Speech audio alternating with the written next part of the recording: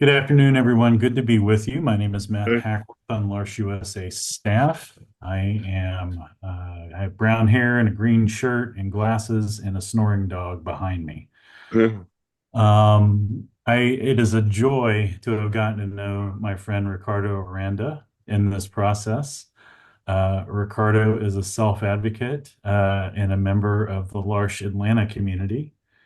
And he's joining us now. Ricardo, welcome. Thank you for making time for us. Wondering if you could talk a little bit about your journey in advocacy and how it started for you as something personal that ultimately led into something more local and then something global.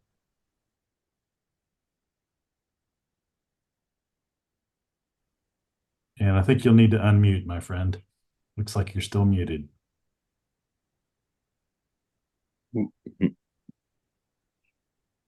we good? There you go. Okay, perfect. Can Yeah, you hear now me? we hear your dulcet tones. Please give Good. us a Good deal. What was the question again? Sorry. Yeah, just tell us a little bit about how you got into advocacy, why this mattered to you as a person, and then how you became an advocate in your community, and then ultimately what it was like to go to the UN. Perfect. So, how I got started in advocacy, I could, well, that's an awesome question. Um, my main, well, I've been I've been a self I can't speak now, a self advocate for as long as I can remember. I started when I was really, really young, uh, uh, advocating and public speaking on the local level, which included speaking on behalf as a as a spokesperson on behalf of several local organizations that I personally belong to. And what I mean by that is that they would personally call me or get in touch with me or my parents at the time, and they would want me to be in like a commercial, a video, or they would want me to, speak in public or make presentations kind of like this.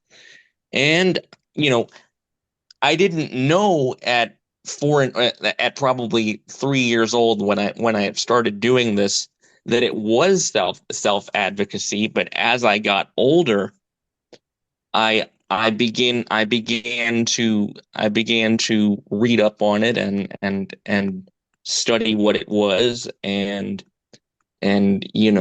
um and then it really mattered to me once I started studying my history and learning about the civil rights movement and all of this. And for that reason, the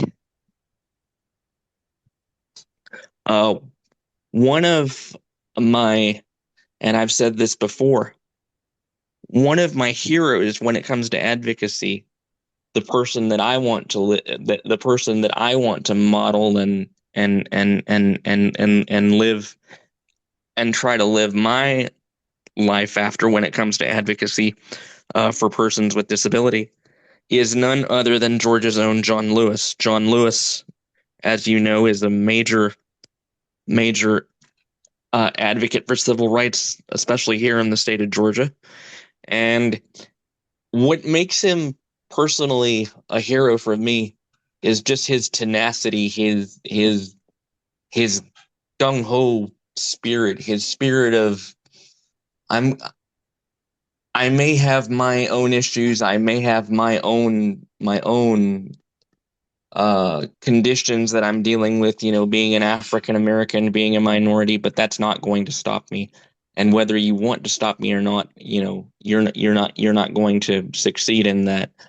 And his strength, his the tenacity and and just the power with which he spoke and which he advocated, just just kind of resonated with me. It just clicked with me, and ever since he's just been uh, a hero of mine. What was your next question, Matt? Sorry. Well, maybe let's get into a little bit about why you wanted to participate in the UN COSP event, why you wanted to join us in New York. Because same thing. I have millions and millions and millions of fellow Lorsch members, people that I consider family, and you know that. And we, as a disabled community, we have to advocate for each other. We have to unite as a community. We have to speak up.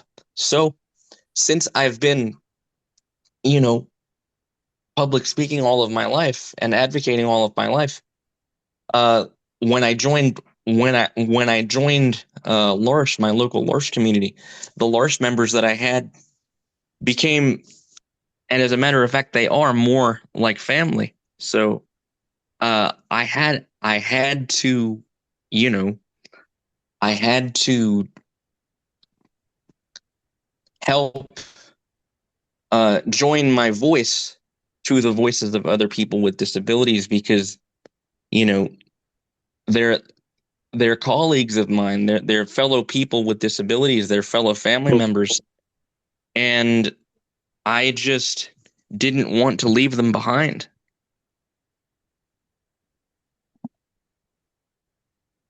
Wonderful. Thank you, Ricardo. Thank you.